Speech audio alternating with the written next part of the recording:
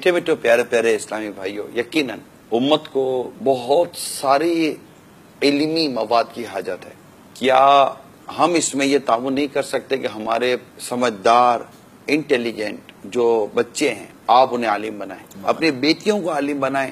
ایک عالمہ بیٹی انشاءاللہ شادی کے بعد دیکھیں معاشرے کے اندر کیا تبدیلی لاتی ہے، ماں بھی بننا ہے۔ ایک عالم باپ معاشرے میں کیا تبدیلی لاتا ہے۔ مہربانی کریں، میں ہاتھ جوڑ کر عرض کرتا ہوں، جس طرح پانی کی قلت پر دنیا میں ڈے منایا جاتا ہے، غذا کی قلت پر دنیا میں ڈے بنایا جاتا ہے، میں کہتا ہوں علماء کی قلت ہے، اس کو سمجھیے مفتی صاحب۔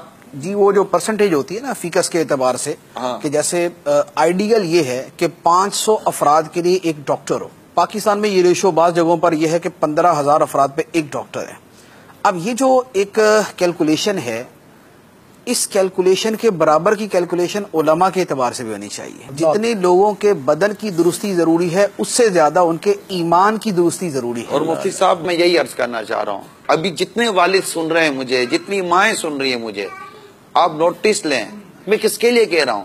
آپ کے دین کے لیے کہہ رہا ہوں، آپ ہی اور ہمارے اسلام کے لیے کہہ رہا ہوں کہ ہمارے دین اور ہمارے اسلام کے لیے، اس کی ترویج و ارشاد کے لیے علماء ضرور۔ علماء نہیں ہم کچھ بھی نہیں، ہم اندھے ہیں، علماء آنکھوں والے ہیں، علماء ہی ہمارے لیے مطلب چراغ ہیں۔ یہ چراغ جتنے زیادہ جلیں گے نا، روشنی اتنی بڑھتی چلی جائے گی۔ بڑے رائٹ ٹائم یعنی آپ ہم سے عیدی مانگتے ہیں نا، ایک طرح عیدی مانگتی ہے، ٹھیک ہے، میں آپ سے عیدی مانگتا ہوں، عیدی میں اپنا بیٹا یا بیٹی دے دیں جامعۃ المدینہ کے لیے۔